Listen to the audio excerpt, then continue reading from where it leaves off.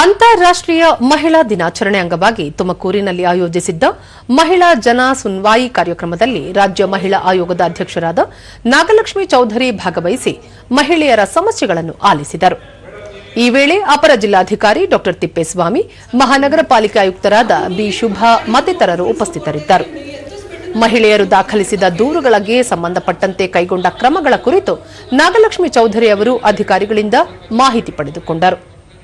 ದೂರುಗಳಿಗೆ ಪರಿಹಾರ ಕಲ್ಪಿಸುವ ನಿಟ್ಟಿನಲ್ಲಿ ಸಮರ್ಪಕವಾದ ಕ್ರಮಗಳಾಗಿಲ್ಲ ಎಂದು ಆಕ್ಷೇಪ ವ್ಯಕ್ತಪಡಿಸಿದ ಅವರು, ಯಾವುದೇ ಕಾರಣಕ್ಕೂ ಮಹಿಳೆಯರ ದೂರುಗಳನ್ನು ನಿರ್ಲಕ್ಷಿಸಬಾರದು, ದೌರ್ಜನ್ಯಕ್ಕೆ ಸಿಲುಕಿದವರಿಗೆ ಸೂಕ್ತ ನೆರವು ಕಲ್ಪಿಸಬೇಕೆಂದು ನಿರ್ದೇಶಿಸಿದರು.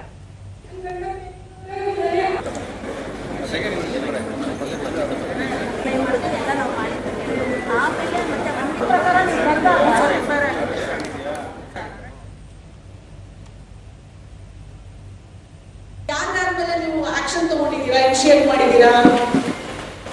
ಯಾಕೆ ಇವತ್ತು ತುಮಕೂರು ಜಿಲ್ಲೆಗಳಲ್ಲಿ ಇನ್ ಅಂಡ್ ಔಟ್ ಹೊರಗಡೆ ಬಾಣಂತಿ ಅಂತ ಈಗಲೂ ಹೊರಗಡೆ ಚಿಕ್ಕ ಮಗು 7ನೇ ಕ್ಲಾಸ್ ಓದ್ತಾ ಇರೋ ಮಗು ಅಳ್ತಾಳೆ, ಮೇಡಮ್ ನನ್ಗೆ ಸ್ಕೂಲಿಗೆ ಕಳ್ಸಲ್ಲ, ನೆರಳು ಆಗಬಾರ್ದು ಅಂತಾರೆ, ಹುಡುಗರು ಚಿರಾಯಿಸ್ತಾರೆ, ಕತ್ಲೆ ಕೋಣೆ ಒಳಗಡೆ ಊರಿಂದ ಆಚೆ ಇರೋ ಕತ್ಲೆ ಕೋಣೆ ಅಲ್ಲಿ ನಮ್ಮನ್ನ ಇಡ್ತಾರೆ, ಅಲ್ಲಿ ಲೈಟ್ ಇಲ್ಲ, ಎಕ್ಸಾಮ್ ಇರುತ್ತೆ, ಎಕ್ಸಾಮ್ ಸಹ ಬಿಡೋದಿಲ್ಲ. ಇಷ್ಟೆಲ್ಲ ಸಮಸ್ಯೆ ಇದ್ಮೇಲೆ ನೀವು ಜಿಲ್ಲಾಡಳಿತದಿಂದ ಏನೆಲ್ಲ ಕ್ರಮ ತಗೊಂಡಿದ್ದೀರಾ?